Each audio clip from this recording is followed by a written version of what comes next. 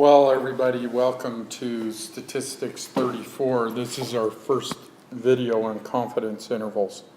Three pieces of vocabulary I want to mention right now, and then a couple others. In class today, we talked briefly about what a point estimate and an interval estimate were. A point estimate being just a single number used to estimate a population parameter, and a sample mean is usually the best estimate of a population mean. And that's what we mean by a point estimate. An interval estimate is a range of values used to estimate a parameter. Okay? A range of values. So it'll be an interval, like in algebra, it'll be like 6 is less than or equal to x is less than or equal to 10. So that's a range of values from 6 to 10. Also, in like Algebra 2 or pre-calculus, we'd write the interval like this. And so we're going to do very similar things to that. And finally, and this is really the big one for today, what's a level of confidence? We're going to give it the value C, and it is a probability that your interval estimate contains the population parameter. So what we're going to eventually do is figure out really a strategy, some calculations to come up with an interval that's based on this confidence level, C. And once we know that confidence level, it's pretty easy to create the interval. It's just some calculations. So I'm going to switch to the next video or next slide, and make sure you put this one right here in your notes. Okay, so here's the first kind of problem that we need to attack. Given a particular confidence level C, what we'd like to do is find the critical values for that particular confidence level. So our C, we're going to say we have a 90% confidence level. That's pretty confident, right? 90%. And what we'd like to do is find critical values. Well, it turns out that these critical values are Z's on the standard normal curve. Standard normal. And they're the Z's that are going to give us an interval that looks like this. Sorry about that interruption on the telephone ringing. Anyway, so what we need to find are these Z's on a standard normal. These are the critical values. How do we do it? Well, what you look at is the confidence level is 90%. And what that represents is the area between, let's call it negative Z and positive Z. In other words, if one Z value is -2, then the other one's going to be +2. -1 1/4, the other one will be +1 1/4. And since it's on the standard normal model, every time we have a 90% confidence level, we're going to get exactly the same Z values. So you can almost memorize the appropriate critical values that you're going to need. So Z on the standard normal is a critical value. Okay?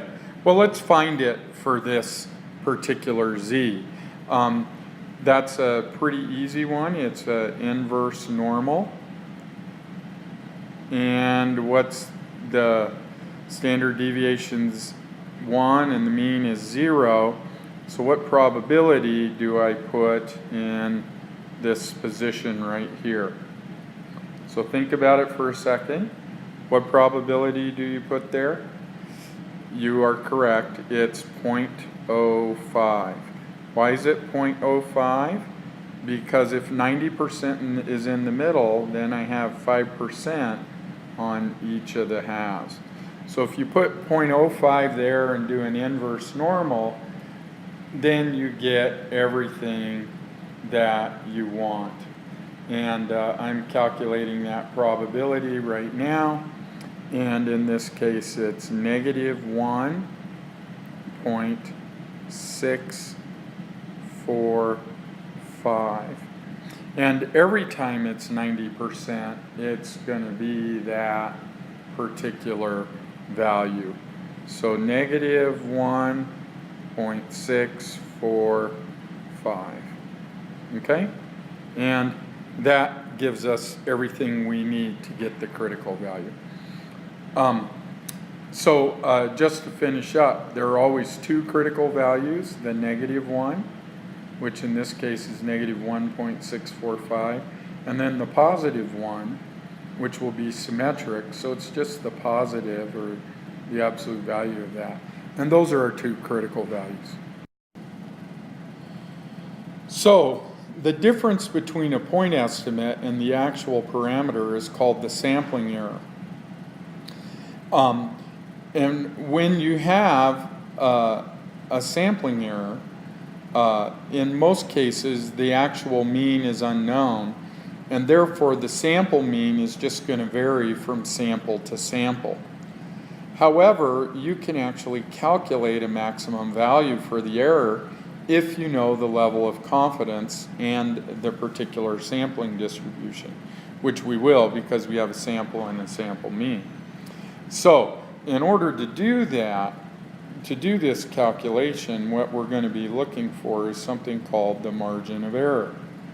Now, you've heard the margin of error before. The margin of error is the number when you're given a presidential poll, like the last presidential election, when they said that Barack Obama had 52% of the vote with plus or minus 4% margin of error. So that plus or minus 4% margin of error gives you a range around the value that they say of the vote that Barack Obama was going to get. So the margin of error is what creates your interval. So what we'd like to do is we'd like to find a margin of error. Well, how do you do it? Well, it's actually pretty simple. What you do is you take your critical values, which we're now going to label as Z sub C, and you multiply those critical values times the standard error, which is basically the standard deviation divided by the square of the sample size. And this is going to equal your margin of error. And this represents how to find the boundaries on your interval. Well, let's go back to our 90% confidence interval up above. If we were going to find that margin of error, then what we would do is take our critical value, plus or minus 1.645, and then we would multiply that by the standard deviation in a sample size. So say we were doing intelligence tests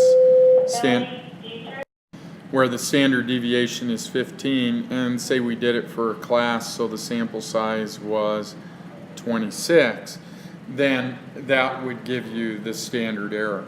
So margin of error is always critical value times the standard error, however you figure that out for proportions or for sample means. Again, sorry for those interruptions. So what we have here is we want to find the margin of error. Well, to find the margin of error, we first need the confidence, use the confidence level to find our negative Z and our positive Z, our critical values. Well, we just did this on the previous slide, and we already know that those are negative 1.645 and positive 1.645. So there's our critical values. So what's the margin of error? Well, the margin of error is the critical value times the standard error, which is the mean over the square root of the sample size. So all we have to do is take plus or minus 1.645 and multiply it times 2.5 divided by the square root of 36. And so when I multiply that out, I get 1.645 times 2.5 divided by square root 36. And that's equal to 0.685. And so our margin of error is 0.685 for this particular data. Okay? It's not always a percentage. In this case, since we have a mean and standard deviation, this represents a number. When it's a proportion, as in presidential elections, then it'll be a percentage. So 0.685 is our margin of error. Tomorrow's video will talk about how to use the margin of error to create a confidence interval. And so for your little quiz tomorrow, I am going to ask you to write down the margin of error formula and to do a problem very similar to this.